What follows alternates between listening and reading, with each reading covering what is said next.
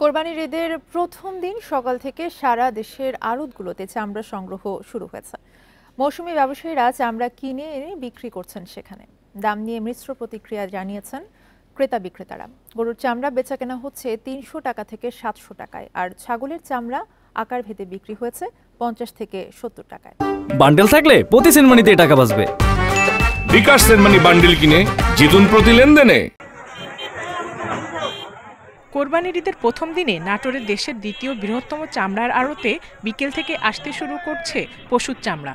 সরকারিভাবে দাম নির্ধারণ করা হলেও আড়তে কাঁচা চামড়ার ন্যায্য মূল্য না পাওয়ার অভিযোগ মৌসুমী ব্যবসায়ীদের। তবে বরিশালের আড়তগুলোতে চামড়া বিক্রি করে ভালো দাম পাচ্ছেন বলে জানিয়েছেন ব্যবসায়ীরা।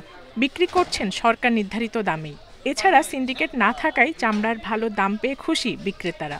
গত কয়েক বছরের তুলনায় অনেক ভালো, এবং ওটা ক্রেতাও আছে বিক্রেতাও আছে। 200, 250, 300 টাকার মতো এবছর আমাদের চামড়ায় বেশি টাকা আমরা লাভ বেশি টাকায় বিক্রি করতে পারছি। এদিকে খুলনায় ভালো মানের গরুর চামড়াও 400 টাকার উপরে দাম পাচ্ছেন না বিক্রেতারা। ব্যবসায়ীরা বলছেন বেশিরভাগ চামড়াই সমস্যা থাকায় সমান দাম দেওয়া সম্ভব হচ্ছে না। চামড়া অ্যালার্জি ফুটে দেখো, ওই চামড়াটা কোনো মূল্যই নেই, এরকম একটা বিষয় না। এরকম মালে আমাদের খুলনা অঞ্চলে বেশি। তো বছরের থেকে এবার কম দামে চামড়া বিক্রি হচ্ছে, এবং তারা চামড়ার এটা খুঁত এটা সমস্যা। 10 দিনের মধ্যে ঢাকার আড়তে চামড়া না পাঠানোর সরকারি সিদ্ধান্ত থাকলেও রাজশাহীর ব্যবসায়ীরা বলছেন এতে লোকসানে পড়তে পারেন তারা।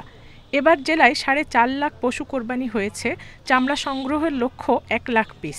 স্থানীয় আড়তে এত চামড়া সংরক্ষণের ব্যবস্থা নেই বলে দাবি তাদের।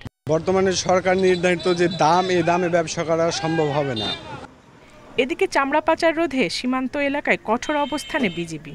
কোরবানির পরবর্তী জবাইকৃত পশুর চামড়া যাতে পাচার না হয় এ ব্যাপারে বিজিবি সীমান্তে তীক্ষ্ণ নজরদারি বজায় রেখেছে। এছাড়া চট্টগ্রাম, বগুড়া, রংপুর, সিলেট, মেহেরপুর সহ বিভিন্ন জেলার আড়তগুলোতে শুরু হয়েছে চামড়া সংগ্রহ।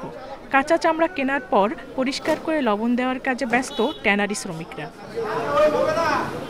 Zulekha Parvin, Independent news.